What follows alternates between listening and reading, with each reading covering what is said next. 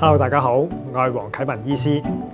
喺中醫學裏面咧，我哋係分寒熱體質嘅。如果你嘅職業係成日都需要講嘢，又或者係口臭、便秘嘅熱性體質人士咧，你要留意啦。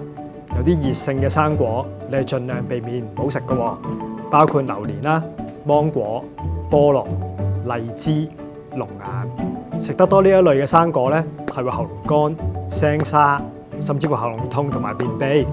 而熱性體質嘅人士最適合係食一啲多水多汁嘅生果，譬如雪梨啦、蘋果、士多啤梨。夏天甚至乎可以食西瓜添，保持喉嚨可以濕潤，咁就冇咁容易乾涸。相反，如果你係容易肚屙、肚痛、腸胃比較弱嘅，有機會係屬於寒性體質嘅喎，咁就唔好食雪梨、西瓜呢一啲寒涼嘅生果啦。反而榴蓮、龍眼、荔枝、芒果呢啲熱性嘅水果就最適合你啦。可以了解自己係乜嘢嘅體質，再揀啱自己嘅生果。